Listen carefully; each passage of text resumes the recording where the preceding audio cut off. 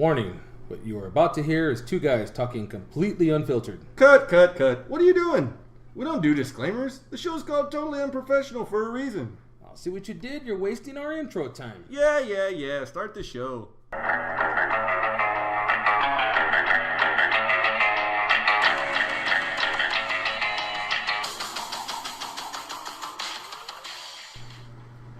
All right, welcome back. Episode 31 and counting.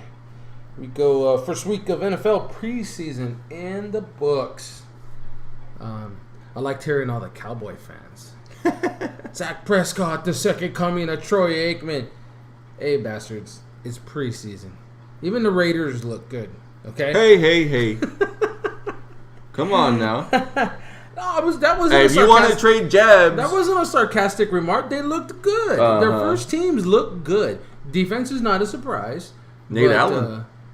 Again, not a surprise. You know, they looked decent. Again, you can't put stock in preseason.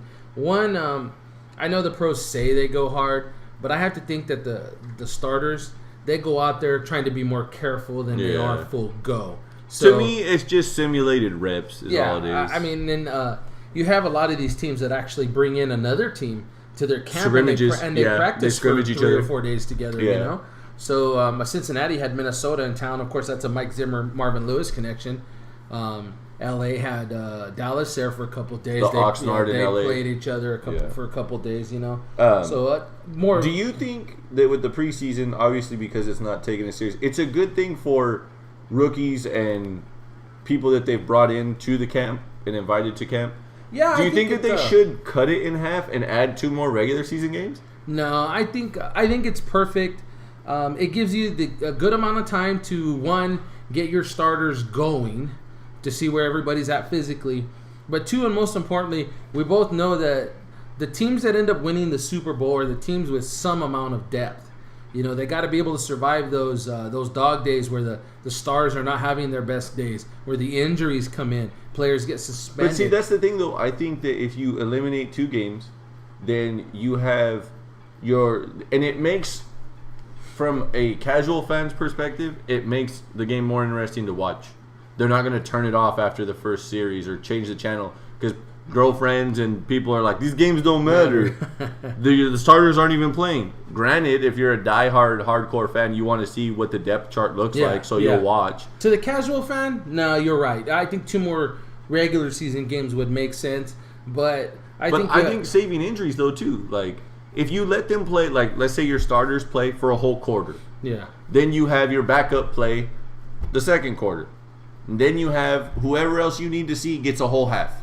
Yeah, and then you do the same thing in the second game. Now you have the people that you need to see things from. They have a full game's experience. Well, one of the things and you get those reps to get them going, like you were talking. One of the things you're going to see that gets more and more common. Cincinnati does this, and obviously I'm always going to refer to Cincinnati when it comes to camp and preseason stuff.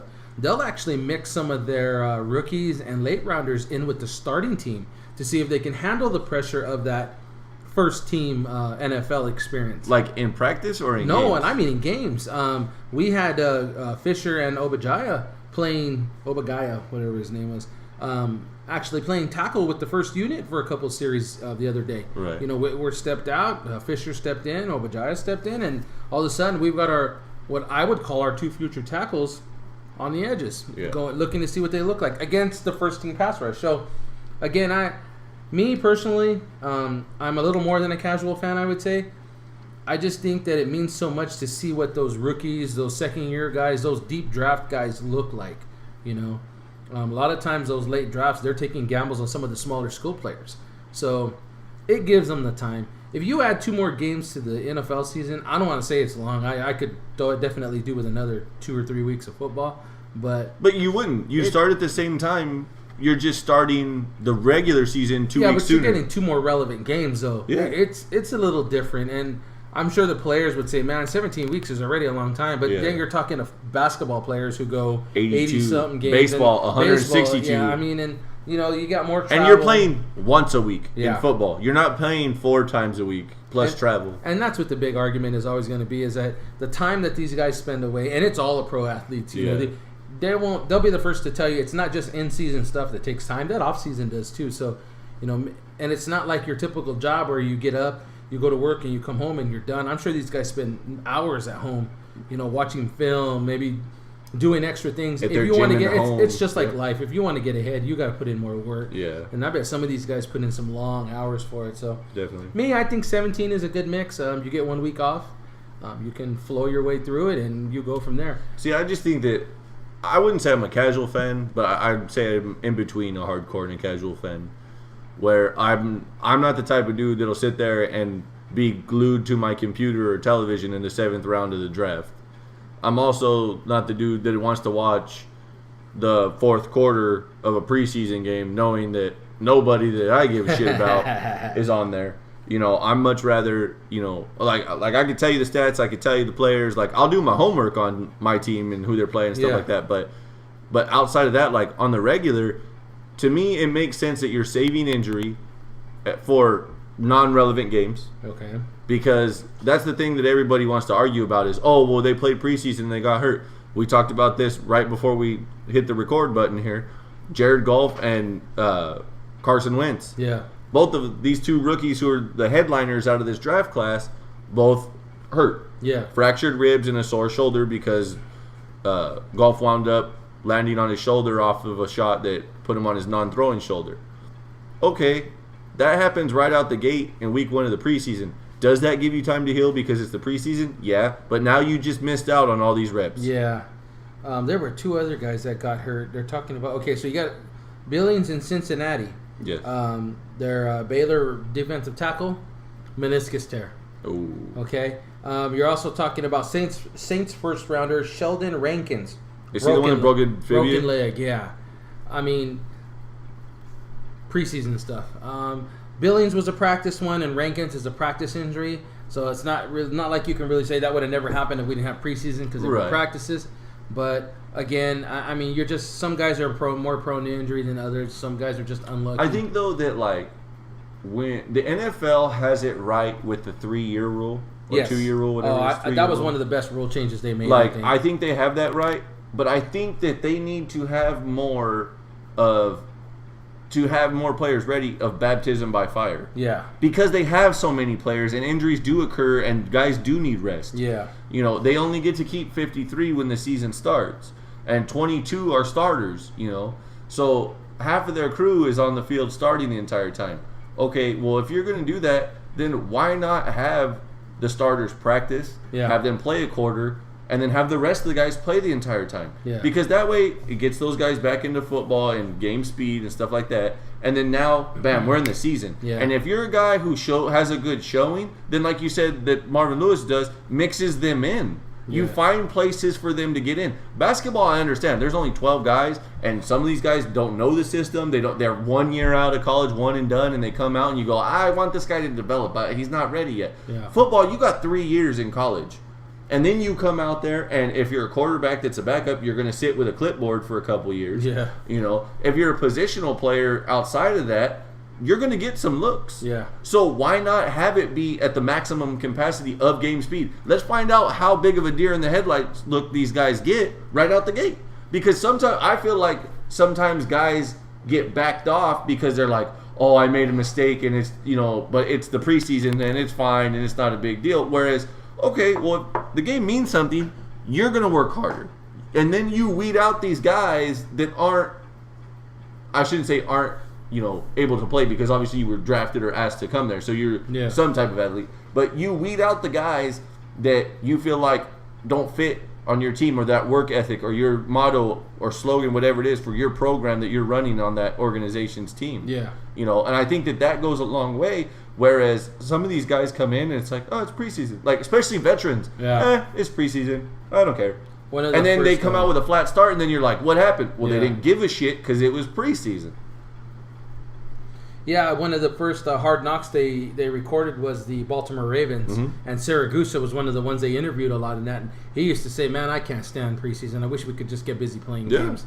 On that note, you're talking about how we can just get these guys in. You got to remember, too, though, their collective bargaining agreement requires a contract of a different kind of contract to actually start playing the season. where there's actual guaranteed money to be paid up to a certain point, you're now obligating the teams to stamp for more money. Now, I'm not going to sit here and try and tell you they can't afford it, because they definitely can. But now you're talking about, let's say we pull 2 weeks off. So now you've got 2 weeks of preseason, and then we get into the season. Right. Okay, I have to I've got to cut my roster down to a little earlier. That's the normal. adjustment you make, though, because what do they start with in week 194 or whatever? That's just the first step. You're cutting your roster down a little earlier. So instead of having you start with let's say you start with 75. Yeah, well, you end up with a 53-man roster. Right. So you got to get down to 53 men, what amounts to almost 3 weeks earlier than normal. That's not. I don't think that would be an issue. Not for any team.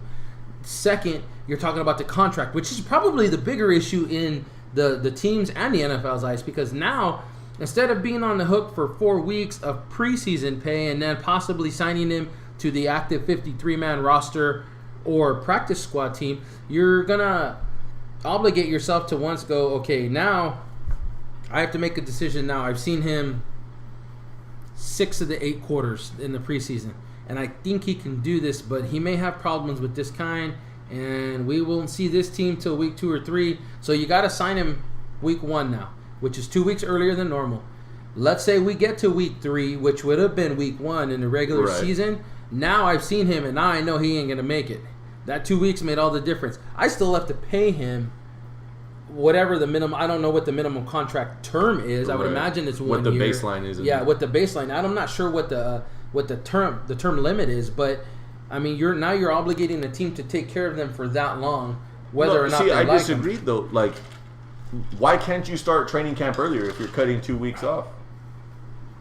Why can't you start that earlier? Then you roll in. How's that different from adding 2 games onto the end of the regular season? You're getting to see things in practice. If you start training camp earlier, you're seeing things in practice. He's going to have a problem with this. If he can't do it with our guys, when we're running through this stuff for our system and we're showing them what they're doing, what's he going to do against a team that he doesn't know the play, or he doesn't recognize the play or the formation or whatever the situation may be? Then you throw them in there for 6 quarters.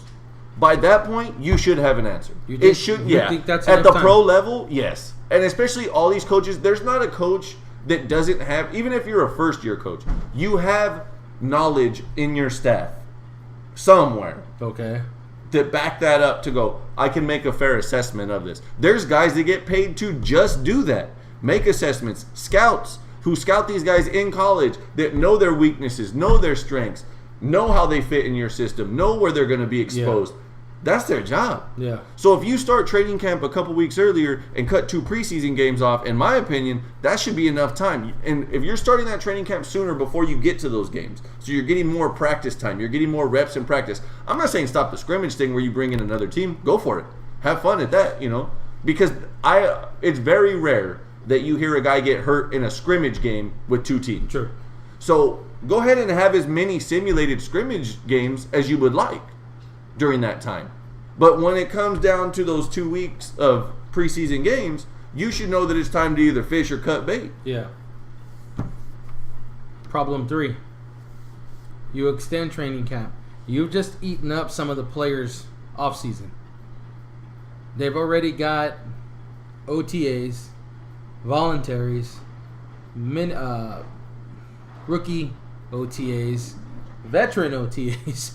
You push all that back 3 weeks. You can't make that argument when guys are posting on social media and shit that they're out throwing and catching and working. I'm not trying because to, that's the thing about that is guys can sit here and go, "That's my time off." It is. You're cutting into my time off. Well, unless you're on a vacation in the Bahamas with your family, shut the hell up and get back to work because you're doing it anyway. The only difference is you're getting real reps. Under that, you get paid $100 million. Shut your mouth and get out there. Under that assumption, then what?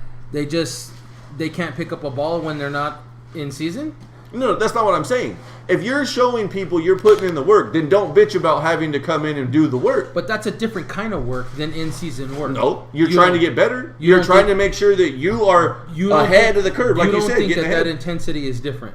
I'm not saying that the intensity level is different, but the objective is the same. Your objective is to get better, whether it's running routes, get your cardio up, get in game shape. by doing sprints and whatever the case may be that you're doing to help get your cardio up, working with a trainer, whatever. You're already doing that shit to get ahead. What's the difference in doing it by yourself or with your team? There's no one dictating to you. So a little structure hurts? Yes. I disagree. Yes, because when you're practicing, okay, I don't have an example for this. I've never been in this situation. Wait, hold on. This is a historic moment. I can't think of a situation I've been in because, outside of that first year of college, I never had a situation where off-season meant off-season for me, where there was a legit gap. Right. I can only sit here and guess at the players is when they go home. Okay, let's fast forward this season to February 1. Okay, or February 8. Or after the Super Bowl. Second day after the Super Bowl. Okay. Everybody is technically off work. Right. Okay, season's over. Right. They're doing their post-season meetings if they hadn't already been eliminated. We're talking about the last two teams. The NFL is officially on vacation until winter OTA is April. Well, it's like May, isn't it? It's farther than that, isn't it? June? I think it's June. Okay, so let's say you've got all of February, March, April, and May. You've got 4 months, a legit time. Let's say May 1 is your report, your first OTA you've got to be at. Okay? So you've got 4 months, okay?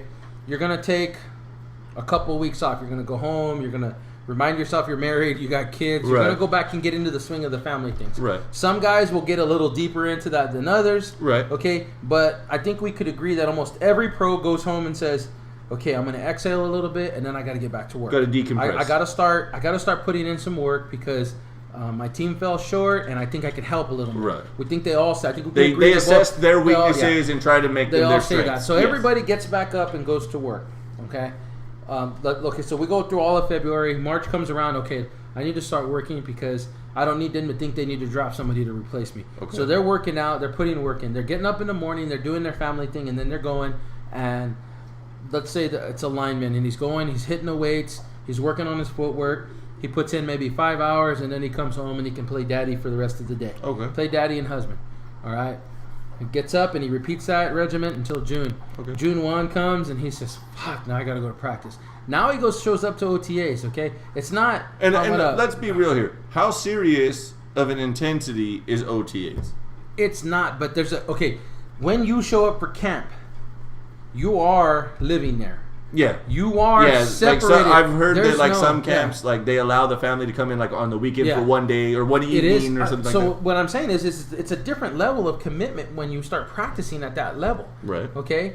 You are no longer able to go home and, that was a good work. That was a good workout, man. I'm gonna hit it again tomorrow like that. You get up, you do your family thing, you go, you hit the gym, you're working out 6-7 hours, you go home, you decompress. Okay, but that doesn't officially start until the last week of July, first week of August. Training camp doesn't start until that last week of July. Well, you're going through OTAs. If you want to go you still get to go home after OTAs. Yeah, but that's a different kind of practice. And most OTAs are 3 days. And you're still putting in time with 3 coaches. days. You're putting in time with coaches. There's a dictation. Okay, let me ask you something. And we both know this, coaching high school sports. And we can't speak on pro sports, but we can, or even on collegiate sports. We can speak on high school sports. As coaches in our respective sports, okay? You do this for golf, and it's even farther extrapolated in basketball. Okay. How many months do we get off in basketball as coaches? Technically? Legitimately, real talk, full disclosure. Because I can tell you how many it's been this year. Maybe 3. 2. August and September is what we get this year. 10 months out of the year, we're putting in work. Whether it's scouting, watching film, checking out the up-and-coming youth program that we got going on, working with the youth program, working with open workouts for our high school kids, going to camps for our high school kids, doing all this stuff. We don't get paid like those pro coaches get paid. So if we're doing that with 2 to 3 months off, I would imagine that in some way, shape, or form, it's a year-round job for a professional coach, right? Definitely. Right? The job never ends. It never stops. It never ends. Okay. So these coaches who have to break all this stuff down, who have to have binders that are 1.5 inches, 2 inches, sometimes more thick of information for rookies and new guys free agents that get brought in or traded or whatever, they have to have all this information. And granted, they have a staff around them. It's not just one person. Yeah. But it's a time-consuming deal. And they make in the $5 to $12 million range, let's say. That fair assessment? That's probably fair. Yeah, 5 to 12, depending on your success level as a head coach. Now, you're going to tell me the guy who is the talent, that his job is to make sure he's the best talent he can be, gets 4 months off, and that's not enough to add 2 more weeks of practice? I wouldn't say he gets 4 months off. That's what I'm saying. He does. He doesn't legitimately get... It's a choice. It is a choice to make yourself better. If you want to sit on your ass for 3 months and the last month you want to go 0 to 100 and all of a sudden come back and it works for you, and that's what... Because not everybody's the same, obviously. Some guys, it doesn't take as much to get their body back into football shape, especially if you're a younger cat. Yeah. You could legitimately make that decision to go 2 months, I'm not doing shit. And 2 months, the last 2 months rolling into OTAs, I'm going to pick it back up again. And I'm going to go mediocrely intense. Then you hit OTAs, okay? Yes, it's not intense. It's not crazy. But you are going through a structured practice, okay? Well, even at that, OTAs are 3 days. That's too much to ask? That you get to go home every night after 3 days because you're working with the guys that you're going to be working with every week, the guys that are helping make sure that your team is successful, and then you don't got to see them again for another month, give or take. Now, I didn't say it was right. I'm just saying. No, you defended. The argument. You said you defended them as saying that they deserve to have all that time off and cut that out because that's too much for them. Your side of the argument is they make the money, they need to give us more. I'm not on that side of the fence. It's like I think that after everything's been disclosed, and I'm not one of the ones Hold on. You said my argument is that we give them the money that they put on the show. Yeah. Is that not your argument? You said here on this show with me and have said that it's fucked up how much these athletes get paid compared to people like that have served our country that can't find a fucking job, that we don't drop $1 off in this motherfucking country, but we'll spend $12 billion on the NFL and watch them argue like they're the Kardashians on a Sunday night. You can't tell me that they get the spoiled treatment of having 2 less weeks and that's okay. Then stop buying tickets. No. It's not about not buying tickets. If you have a team and a genuine concern, that's not me going, oh, I support them being rich and stupid. That's me supporting a sport and an organization. That's the difference. I don't condone people being rich and stupid. You want to be a lazy motherfucker? You deserve to get cut. You don't want to put the work in? Go home. Don't be a pro athlete because you got this gift of athleticism. And granted, most of these guys do put in work to get there. Okay. They do put in the extra work to get there because once you get to college, things aren't guaranteed in college. Yeah. There's guys that transfer. There's guys that move. We have a hometown kid that, we've seen him bust his ass and put the work in. Yeah. And he's not getting a front row driver's seat to that offense in that program. So I'm not going to say that they don't put in the work to get there. But once you get there and you make that money, don't bitch at me about how I need 2 more weeks off because I'm a professional athlete. Motherfucker, your job as a professional athlete, MMA fighter, boxer, basketball player, baseball player, football player, I didn't even say soccer player, maybe rugby if you want to throw that in there. Your job is to take care of your body and be the best you can be on that pitch, on that field, on that court, whatever your place of business is. So subject to the wants of the crowd? No. Your job is to be the best you. You want the money? You bust your ass, you get better. You show your worth. Subject to the wants of the crowd, because what this will turn into is the NFL and or fans saying we want 2 more games. No. The thing that is subject to the wants of the crowd and the fans is the owners. They're the only ones that are subject to the wants of the fans and the crowd. Because you've seen coaches go, I'm not going to fucking put in Tim Tebow. And the crowd's chanting his name, begging you to give this guy an opportunity. And the coach going, nope, not doing it. And the coach not get in trouble for that. Yeah. So no, they are not subjective to giving in to the wants of the fans and the crowds. The only person that's accountable for that is the owners. So what's this argument about then? The argument is the fact that you're sitting here saying that they should be able to have all this time off. I'm not saying all this time. You're arguing about 2 weeks that I'm talking about adding a training camp that you're making up for those 2 games. It's not just adding 2 weeks. It's you're pushing everything back. That prep already happens. You can't tell me that the only thing that's being added that you said that you were against is the structure that you're adding to 2 weeks of real practice. All you're talking about then is just zapping 2 weeks off and turning it in a regular season. Yes. You're taking training camp and starting it sooner, and then you're cutting 2 preseason games. No, that's different. You're starting training camp sooner. Like I said, you're moving the timeline back. 2 weeks? Is that all you're moving it? Yes. That's it. So everything else stays the same. You're adding 2 weeks of season to their life still. Adding 2 weeks of training camp. 2 weeks of season. Yeah. That's full-blown season what they're in right now. Of practice. We're talking about practice. Are you sure we're talking about We're talking about practice. Okay. Well, I don't... I'm just saying this... I've heard this argument. I read it several times. They have it almost every year because there's always the thought that they're going to go to 18 or 19 weeks. Mm-hmm. They always say it's going to be brought to the table to be voted on. And they had this argument. Yeah. This is actually what spawned the 2 extra wild card spots. Yes. Because it used to be 4. Right. And then it went to 6. And it was 2. Now it's 2 wild card games and 2 buys. Right. So this was the argument. Before it was like, well, why can't we give the next best 2 records?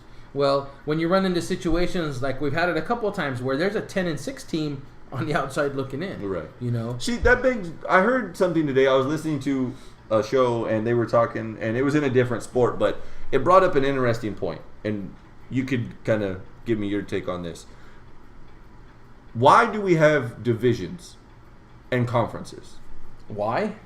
Hear me out. Okay. The argument on the piece that I was listening to was that doesn't show you who the best team is. No, I would agree. Why would you not do away with conferences? And let's say, okay, so it's 8 teams. Okay. At the end, right, in the playoffs.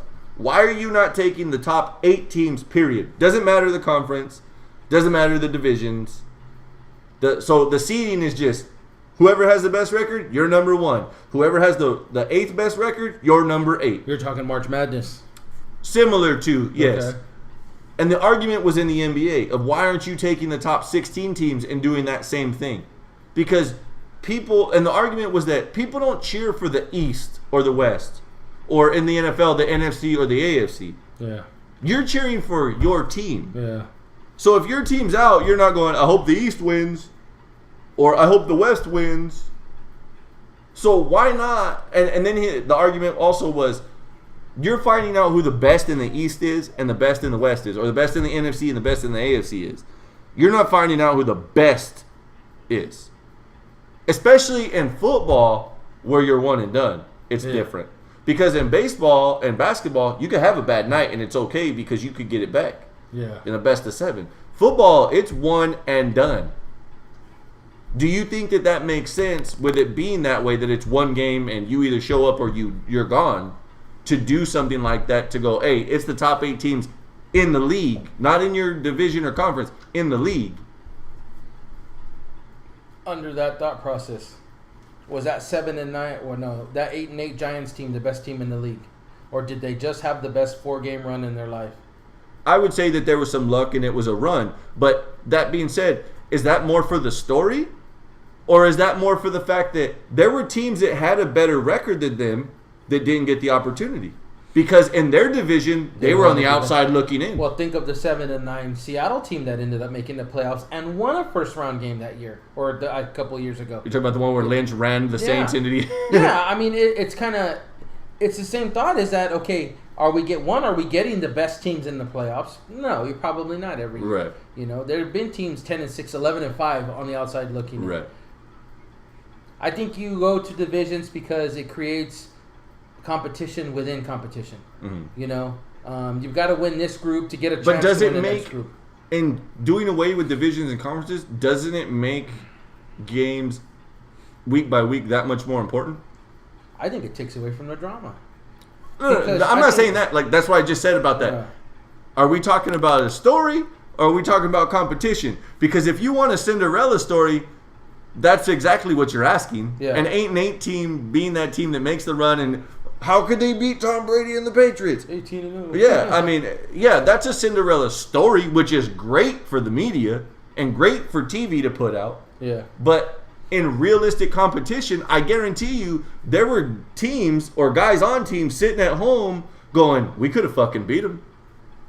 That we could have stopped them before they ever got to the Patriots. And what's funny is if you look at, well, we'll use that team as the example. If you look at that schedule, they did get beat up pretty good by some teams who probably would have beat them 10 out of 10 times that year. The problem is that they were able to prove that they were good enough to at least get there. Now, that's the only division that year that they make the playoffs in now. Mm-hmm. You know? That's what I'm saying. Like, I mean, is that really the best team that won? They're the champions, and the record books will always show that they're the champions. But were they the best team? I don't know. That's a hell of... I thought it was an interesting debate. I didn't feel one way or the other. I was like, that's a pretty good kind of back and forth thing because you could argue for both sides and have valid points. Oh, definitely. That's a crazy, crazy long discussion, I guess. So this weekend we got UFC 202 coming up, the McGregor-Diaz rematch. I've been watching some sick shit Diaz has been posting on Instagram and stuff. He posts some pretty crazy pictures sometimes. We'll go over the whole card and everything on Friday. Yeah. But just some stuff to touch on kind of in MMA news. John Jones has come out and said, I got some really good news. I can't get into it because the case is pending with USADA, but I should be returning to the octagon soon. So, are we looking at a Super Bowl weekend date with him and Cormier, maybe? Maybe. It might even be sooner. Because we're only in August. No, I mean, you're looking at December, but I would say you want to put him on the January card. Give him enough time to... Yeah. If that's the case. If I'm his publicist or PR people, I'm telling him shut the hell up. Yeah. You've done enough talking, buddy. Yeah, just stay quiet and let's get through this. The quote that was in that piece was, I've spent a lot of time focusing on my legal actions that I've gotten myself into. Wow. Come on, Jones. Haven't you learned yet? Not yet. Apparently not yet. That is crazy. That is crazy. The other thing, BJ Penn has been put on a fight night card. Really? Yeah. So he'll be getting ready to fight here. How long's it been since he fought? Literally at least a year and a half, maybe 2 years. At least. But then he got in trouble. He was supposed to fight in June and got in trouble with USADA, remember? Mm-hmm. So they pulled him away from that. Yeah. They've started the UFC embedded videos. They showed the McGregor and Diaz thing, and they showed who else did they show on there? They showed a couple other guys that were Glover Teixeira and Anthony Rumble Johnson. Nice. They showed them getting ready because they do these vlogs every day. Episode 2 should already be up on YouTube.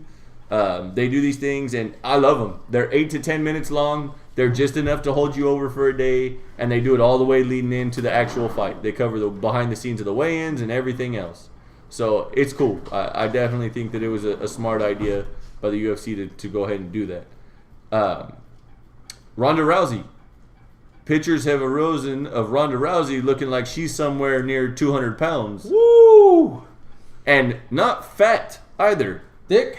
Got some traps on her. Oh, jeez. Got some tries on her. What good is that going to do her? Somebody took a still shot of her, what it looks like in the photo, is pulling her jean shorts down her thighs. And her arms are out, and you see some tries on her, man. It's a little interesting. Let's see if I can find that picture. And then she's in Vegas to promote her new endorsement deal with Buffalo Jeans. So I'm thinking there may be talks going on at the minimum. Maybe an announcement of an official date of her return. Looking that big? She's coming off that knee surgery. So you're not announcing that she's coming back anytime soon. You could sit there and say December, January. Would you like her at MSG? Yeah. But if that knee's as bad as they say it is, it ain't there. So I think that there's definitely going to be... Don't be surprised. You heard it here first. if you hear an announcement about her date of a return or even a promo, I called it. So you have that. The other thing I just watched tonight. Tonight was episode 1 in the evolution of Punk. It was a 30-minute episodic series that they started tonight over CM Punk and his journey into the octagon. He fights next month against Mickey Gall in Cleveland at UFC 203. So he officially made his announcement in November, December of 2014 that he was joining the UFC. Okay. We are now following his first fight is September of 2016, almost 2 years later. Duke Rufus, which is who he works with over at Rufus Sport in Milwaukee, said he would like to have him for a year before he put him in the cage. Then there was an injury issue with his shoulder. They got that fixed. It didn't take long. Then he had a bulging disc in his back, and they got that fixed. So he got healthy. But this 30-minute episode was very interesting, I thought. I thought it was well shot. They showed him in his first 2-3 weeks of training, and then they showed him in week 6 of his training. In week 6, they put him in his first sparring match with a guy who was 6-2. And they went 3 full rounds. The first round, he did okay. He didn't do great. His issue was the takedown defense. The guy wanted to, double leg him and stuff, and he got taken down. The second round, he fought pretty hard, but got choked out with a rear naked choke. He tapped. So then they went to the third round, and it started off well, and then the guy went to take him down, and he rolled with him. He fought it off pretty well. It wasn't as bad as before, but then the guy wound up getting an arm bar on him towards the end and tapped him. Duke Rufus was like, I've never put anybody in here that soon.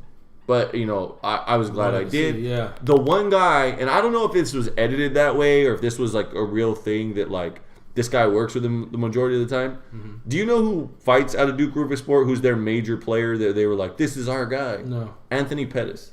Really? They showed in this 30-minute episode probably a solid 10 to 12 minutes of Anthony Pettis working with CM Punk one-on-one. Working on wall drills. Working on, when he sparred against that guy, who's this corner guy? Anthony Pettis. Really? It was interesting to see that the dynamic between the two of them. With Pettis being a former lightweight champion and, a somewhat of a name in the UFC, definitely in the WEC, but a solid name in the UFC, working with somebody who he could have easily just wrote off. Yeah. And they even had Ben Askren, who also fights out of Duke Rufus's gym, working with him, sparring with him and stuff like that. So it's going to be a weekly thing is my assumption. It's an episodic show. It started tonight. You could probably catch it again. It was on Fox Sports 1. It's 30 minutes long. It's called The Evolution of Punk. That's what it's called. Or if you have UFC Fight Pass, I'm sure you could watch it on there. But it's good. It shows his wife. It shows him. It shows them discussing him fighting and going through all that stuff and how he got married. Like it gave a little bit of backstory, and then it started showing him going through the beginning of the whole training camp. Interesting. So it'll be interesting to see where this goes and how much they document. Very, very snazzy. Yes. Well, so you expect him to be fighting by the end of the year? Who? Punk. Punk's fighting next month at 203. Oh, he is at He's fighting Mickey Gall at 203 in Cleveland. The headliner in that is Stipe Miocic, and Alistair Overeem for the heavyweight title is the headliner on that card. Now, I saw Bisping... Hendo. It's official. Yeah. October 8th, UFC 204. I saw that. Now, you know the history between these two, correct? Now, Hendo beat him last time, right? Hendo knocked him the fuck out at UFC 100. Oh, wow. Dan Henderson's logo is the flying punch that knocked out Michael Bisping. Nice. Now, if you know Michael Bisping, you know he has an eye that's a little wonky. Yeah. They call it oil in his eye is what it is.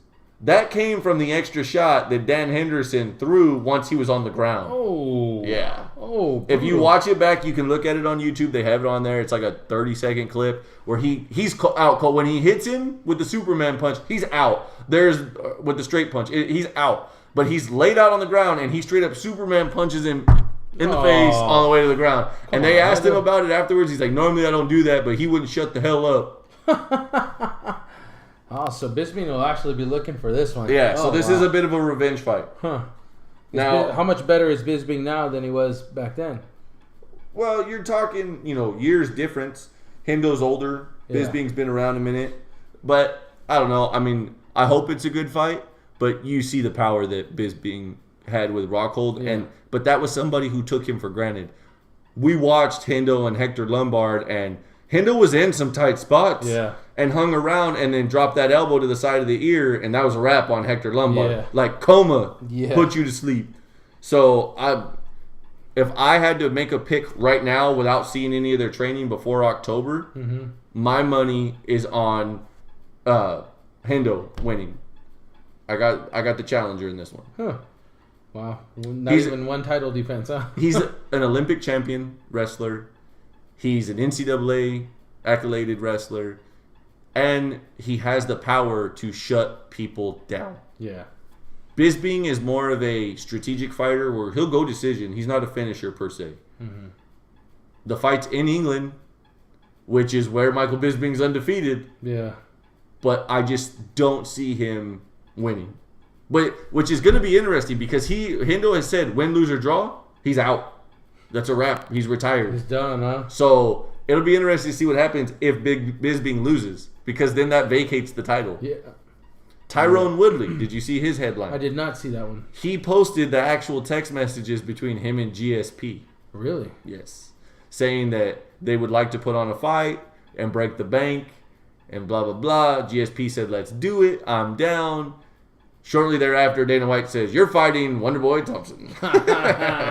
Wow. So, and Nate Diaz commented on it in his embedded video yesterday, saying that that's pussy shit to be posting text messages between two guys that are playing nice and they want to put on a fight.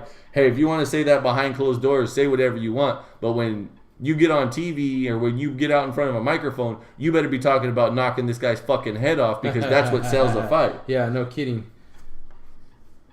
Wow, what a bummer for GSP. Yeah. That really sucks. I don't think he deserves to take the layoff and come back and get a title shot, just like I don't think it's fair that Ronda gets to walk right back into a title shot. Was it well, I guess it really isn't relevant. Is it a knockout that sent him away into a vacation? Not GSP. Yeah, I know. That's what I'm saying. Why wouldn't he have the right to come back? GSP just wanted time off. Yeah, that's what I'm saying. Why would he not? Do you not feel like, I mean... Why do I not feel he should have the opportunity to come back? Yeah. If it was like, hey man, I need 6 months to relax and then I'll come back and fight again. And, you know, you can give somebody the interim title and I'll fight them or whatever. That makes sense. But when you go away for as long as he's been away... How long has it been? You have to look it up. I don't know for sure, but it's been at least a year and a half, I want to say. At least. Because he wasn't around at 189 when we went at 189. Oh, that's true. And that was last July of 2015. Wow. So his last fight, I mean, he got beat on pretty good in his last fight. If you look at the post-fight press conference, his face was busted up. But at the end of the day, though, like, this game is continually to evolve. The fight game itself is always turning and changing and evolving. And you're going to tell me that somebody who has been away for a while just gets to walk back in and gets to be sold? No. You give them the opportunity to fight a big name who's been rolling. You want to jump back in? You want to talk about a disappointment? Watch what happens if GSP gets a title shot coming back in and so does Ronda and they both get stopped. You want to talk about a letdown? You want to talk about some pissed off fans? That'll happen real quick. So why not give them a money fight to come back? You give them a big name with a big payday. Yeah. Somebody who's been rolling, who hasn't had time off, who hasn't been sitting on the shelf waiting. If you can hang with them and you beat them, you get your title shot back. Okay. I mean, if you want to call it a tune-up fight, I guess you could. But if you're throwing them in there with a big name, I wouldn't really say it's a tune-up fight. Yeah, that's true. That's true. But it's kind of I would say it's more of a gauging fight. Are you still championship material from taking time away? Yeah.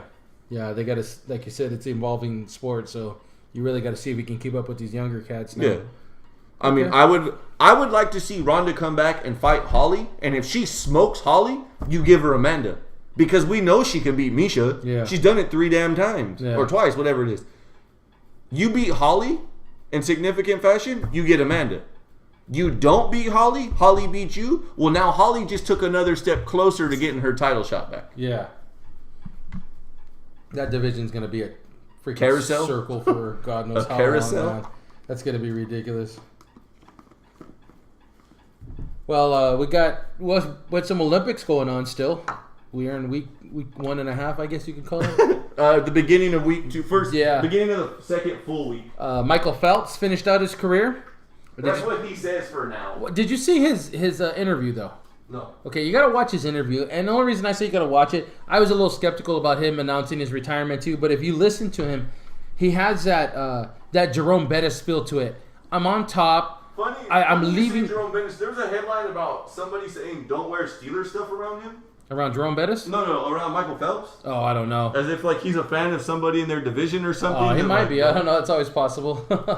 But, I mean, if you listen to when Jerome Bettis retired and how he talked about, you know what, I'm leaving under my terms. I'm not hurt. Being at peace. Yeah, being at peace with leaving. Phelps' interview had the same the same feel to it. He talked a lot about how he talked with his wife and how he looks at his son. He's married? He's married and he's got a son, yeah. He talked a lot about how, he's talked with his wife a lot about it and how it was a decision that he didn't feel he had to make, that he wanted to make. When he announced it 4 years ago, he said, I was leaving thinking I had more to prove. You know what? I came over here. We won what I wanted to win. I'm at peace with everything that's happening. And I've talked with my wife with it several times, including the other night. And it's just, you won't see me back here. I understand that he didn't win in dominating fashion, but he was dominant. Yes.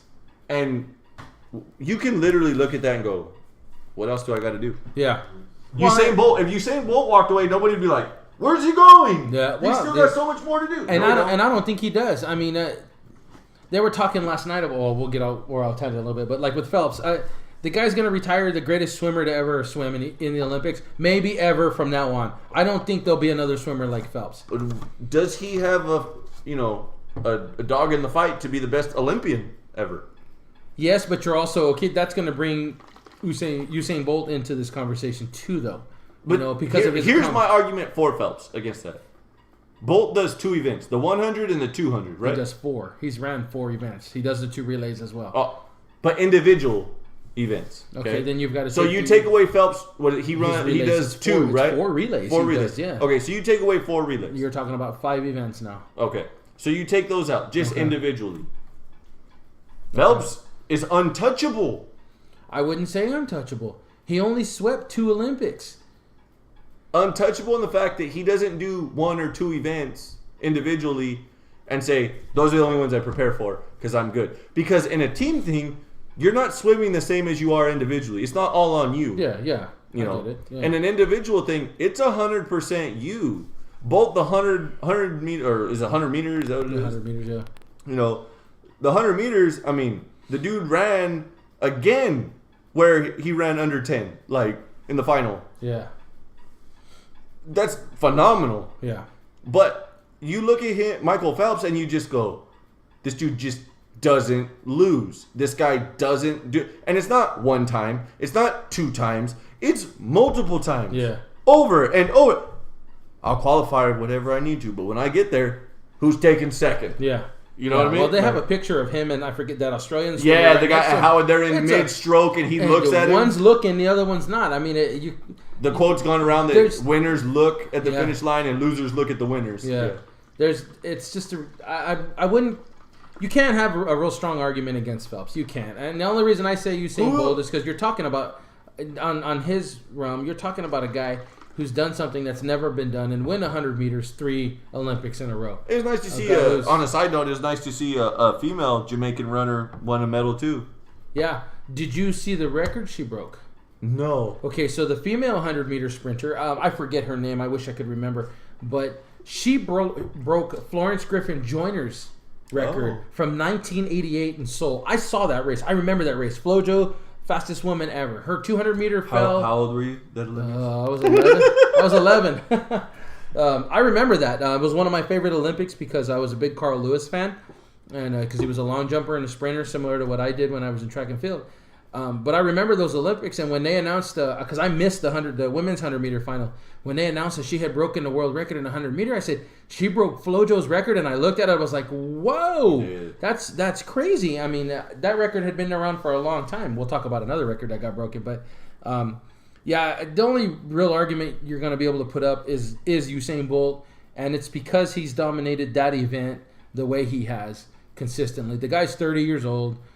He's another one that's talked about retiring. Did you see the joke about him running against the people from ESPN? No. So they did a thing where they had like 15 people in the parking lot, and the caption said, "This is what it looks like when Usain Bolt doesn't run against professional runners." And they gave him, 100 meters with a ribbon. This dude is literally jogging half of the way and clears people. Like, he never. You can clearly see that the motor never gets past second gear. Like he literally he even stopped. Like, he lets them get a head start and then takes off. And he never really opens up and just takes off. He starts doing the airplane with the arms out where he goes back and forth at the end. It's interesting to see. It's kind of funny when you realize that for as good as he is and as dominant as he has dominated that event, that the guys around him are legit. Yeah. Oh man. He makes them look mediocre and normal. You know what's funny is I was watching a race last night, and there was a couple of Genesis friends here. When that race started last night, Justin Gatlin fired out of those blocks. I don't know if you saw that, but he fired out of those blocks. Justin Gatlin could not have run a more perfect race to beat Usain Bolt. The problem is that Usain Bolt, when he hits 40 meters, 45 meters, this guy just has a NOS button somewhere that he hits. And if you're not 5 to 8 yards in front of him, you are not going to beat him. Gatlin had about a 3-yard stretch on him.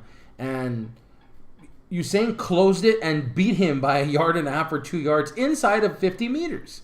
I mean, the way this guy finishes races is just phenomenal. I can't even begin to think about what this guy, what gift he has that allows him to do that.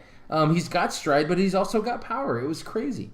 But he ran a great race last night. And like I said, Gatlin, another one, he ran a great race last night. The bronze was taken by Degrassi from Canada. Another good young runner coming up. So you're talking about a guy, he's going to retire. 3 gold medals, 300 meters, first time ever done in Olympic history. Yeah. He's still going to run the 200. He'll probably win that. You never know. You never know what's left in the tank. So He's already accomplished what he wanted to, which was the 100. So we'll see. Hopefully he does get what he's after, so that if he decides to retire, he can retire with closure. A lot like Phelps is leaving. Men's basketball struggled again. We talked about that the other day. That's just too much talent to figure out how to be on the floor together. Trying to find a hot hand at the right time. Klay Thompson finally woke up, had 30 points. Well, and did you really think he was going to stay sleeping though? Maybe. I mean, you're coming off of a long postseason for them. Yeah. And him and Draymond, how much basketball do they have in them right now? Hey, I tell you what, Draymond's got to have some motivation. You send a picture of your pecker out, you better be ready to erase that memory by playing some good-ass basketball. Well put. Just saying. Yeah, they're definitely. I think they'll snap out of it, but we'll see. You never know. There's always that dream team that gets beat. You don't want to be them. Yeah, damn sure don't want to be them. They had the 400-meter final last night. Kid from South Africa beat out the 2 reigning Olympic champions last night. Broke Michael Johnson's 1999 400-meter record. When you say for those of you who are listening, first-time listener, don't know, 400 meters is how many times? It's one lap. One full lap. One full lap. When Usain Bolt broke Michael Johnson's 200-meter record, which is the half lap, back in London. Actually, it wasn't even in London. I think it was in 08 when he broke it. Well, it's been Beijing. It was 08. So when he broke it in Beijing, a lot of people thought that was the record that was going to stand for a while. I always felt it was the 400 just because 43.19 in a one lap, that's just phenomenally fast. The splits on the 200 of that are just... it's not just running fast, it's running consistently fast. I would like to know what Bolt's time is in a mile paced. Not a sprint, because the 100 meters is obviously a sprint. And the 200 is, I would say, somewhat a sprint. Rumor has it he runs about a 43.5 400 meter. And that's a paced lap. So you're looking at him being somewhere around 4 minutes, a shade under 4 minutes. I would just like to see how long it takes him to hit a mile. That'd be interesting. I'm sure they have. I'm sure he's done it. I'm sure that's been part of his testing. Yeah. So this kid from South Africa breaks Michael Johnson's record. Ran 43:03, almost under 43 seconds.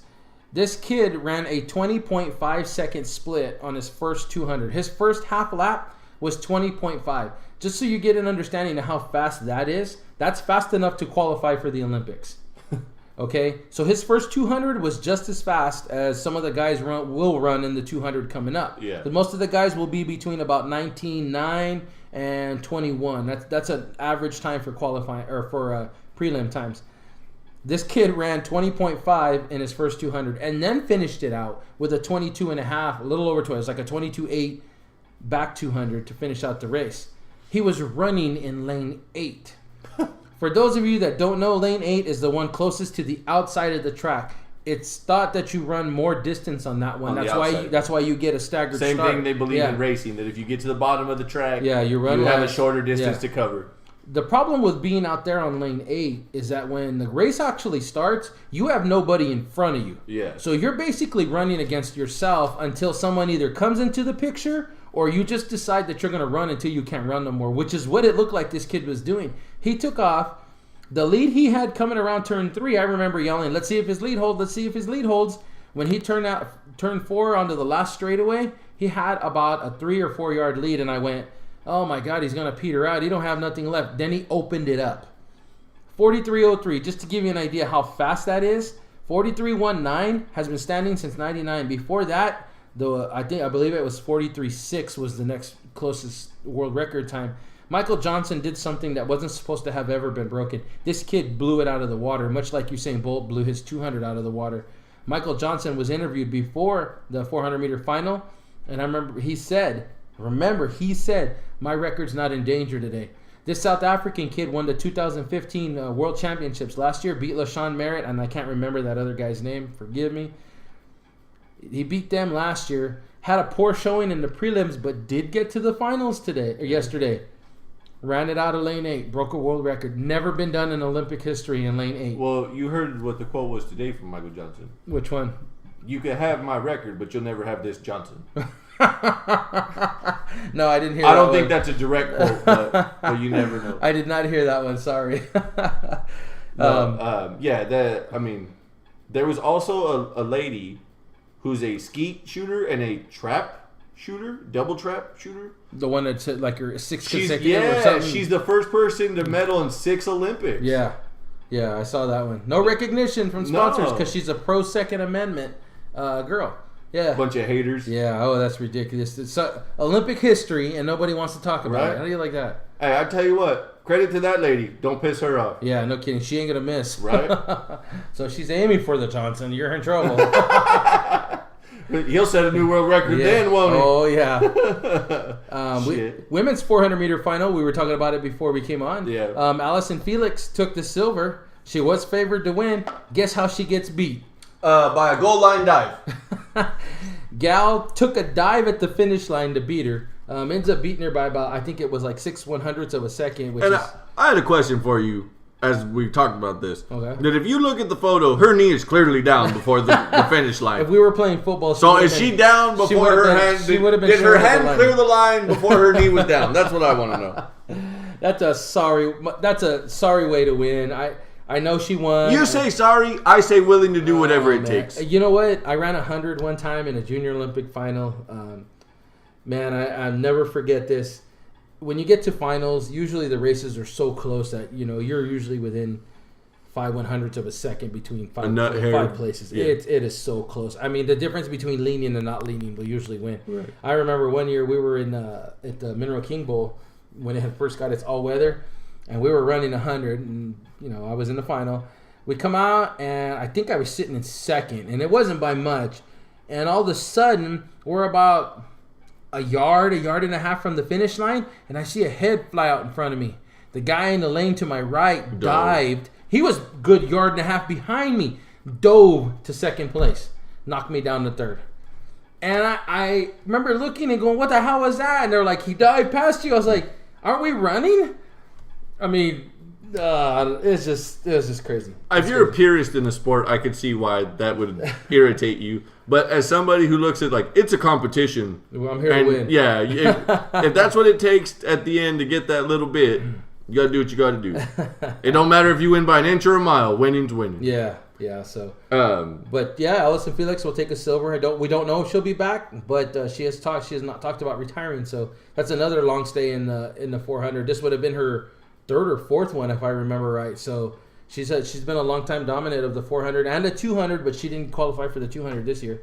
So congratulations to her and her silver medal. Yes. Team USA kicking medals, kicking ass, and collecting medals. Yep, that's all they do, baby. I saw Suicide Squad this weekend. How did you like that? I liked it. A lot of differences of opinion on that. There were some people. I read some articles afterwards that had spoilers in it. I will say this, for those of you that listen to this podcast and you haven't seen the movie, if you're thinking that the Joker's in the whole movie, you're wrong. Warner Brothers, honey dick the public about how much the Joker's in it. I think the official total time is 6 minutes that he's in the entire movie. Wow. But there's a lot of open-ended shit for him to have his own movie later on. Okay. That he could do some stuff with a film later on. And on a side note of the Joker, one of the actresses in the film, I forget who she was. It wasn't one of the main people. It was she was a known actress, but she wasn't crazy actress. Jared Leto is known for staying in character on set. So people will walk up to him, "Oh, hey, Jared Leto, nice to meet you," blah, blah, blah. And whatever character he's in, he stays in that character. In Dallas Buyers Club, which was an Oscar award-winning film, he played a transvestite. Oh, jeez. Opposite of Matthew McConaughey. He stayed in character the entire time, and people made this big deal about the headlines about that. So when he was cast as the Joker, people were like, I wonder if he's going to do the same thing. And he did. This lady got pissed and said that he was continually rubbing his pecker and growling at her every time she walked by. So he was being sleazy, which is the character that he's portraying, right? And there were times that they had said that he'd sent a rat to other people. Shit like that, in character and not even coming out of breaking character whatsoever as far as that stuff goes. Now, there's a yes and a no to that as far as that being okay, in my opinion. There's a line you don't cross. You want to stay in character, go ahead. I'll respect that you want to stay in character, actor to actor. But you start sending me rats and shit, we're going to fight, bro. I ain't trying to have no fucking rat sent to me. You know what I mean? But the movie overall, if you read the comics, there was a lot of people that were very harsh on the film about how it didn't cement the story like it could have, that there were different directions that the film could have went with certain characters in the film, and that it didn't go that way, and that it seemed like a jumbled up mess at times to the story. I disagree. I seen potential in what they're doing and what they can do. And I'm not somebody who follows the comic book. I'll look up cliff notes on a film like that. I mean, I'm a diehard Batman fan of the movies and of the character himself. Not necessarily of the comics. I do know a little bit, but not a whole lot about the comics. And I felt like this film wasn't overly done. You know, the review I talked about on this podcast on Friday was that people said it starts off hot and then it dies. I disagree. I was surprised that there wasn't more of an emphasis on certain things in the film that they could have exploited. They went with what you thought it would be, as far as they used the bad guys as the bad guys. And I think that rubbed people the wrong way, that they weren't the bad guys are the heroes and everything's good again. And it was okay, it wasn't the typical film that everybody... you look at films like The Avengers where they have conflict amongst each other, but they're the good guys, and they fight and save the world against all evil. Yeah. This film is anti that. You have the good guys who are really bad guys fighting other bad guys because they have no choice. Yeah. And so there's a lot of interesting pieces. There's a lot of good one-liners in the film. I don't know how much it had to do with it, but Will Smith is featured in the film a good amount. And he has a lot of parts to it as far as stuff going on in the film that is relevant.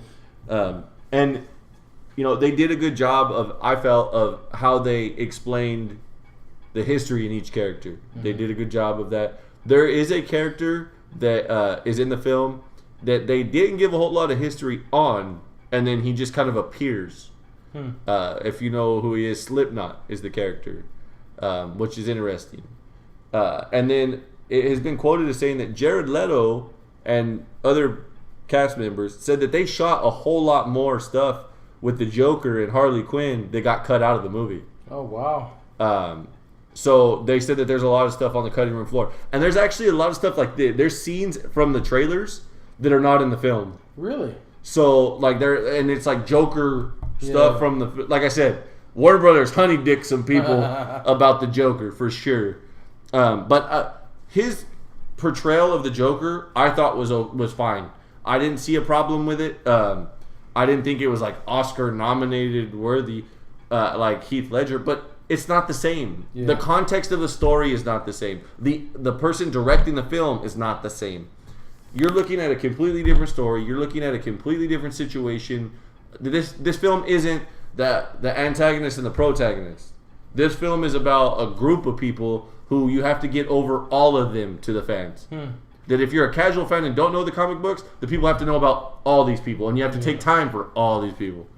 So it's a good film. I thought that the actors that they chose in the beginning, I was kind of like, I don't know, because not all of them are well-known people. But I thought overall it was a good film, and I hope, and this is me speaking, I hope that they do some sort of some type of movie involving the Joker and Harley Quinn with Batman individually like that.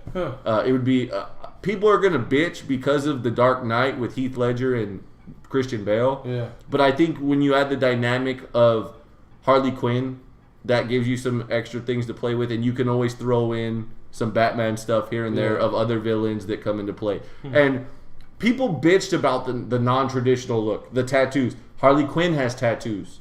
The Joker's got tattoos on his face, on his hands. People sit there and went, that's not the fucking Joker. That's not what he's supposed to look like.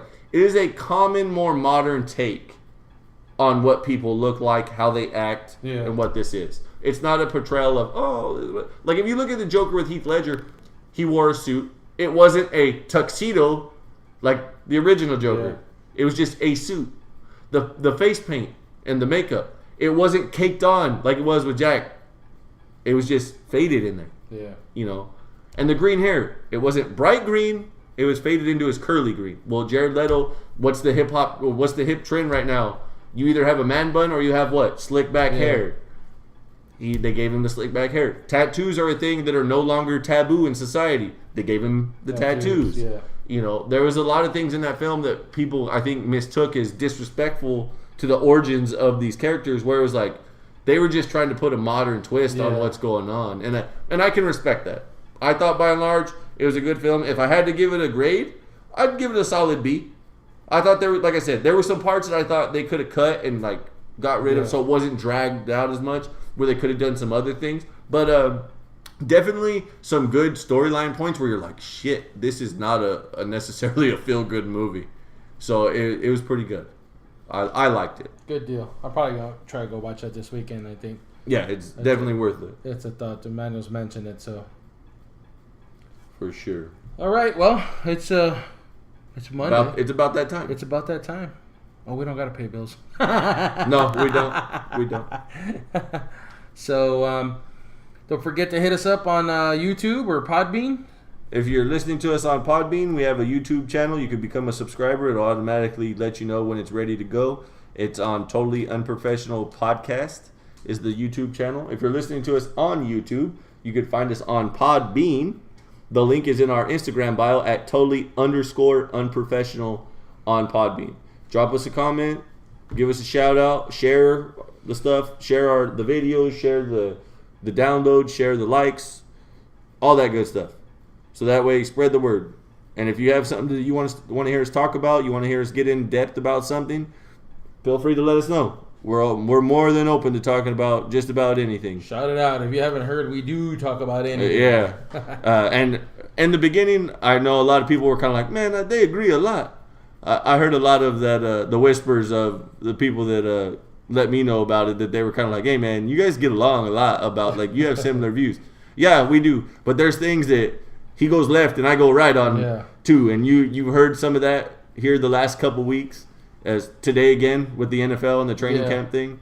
So, yeah, $100 million, dance, monkey, dance, all right? Do your fucking job. I got to work at 4 in the morning, an hour away from where I live. You can get up and drive 30 minutes and get to work out, which I have to do as spare time and extra time. So, fuck you. Be nice to get paid to lift weights, wouldn't it? Right?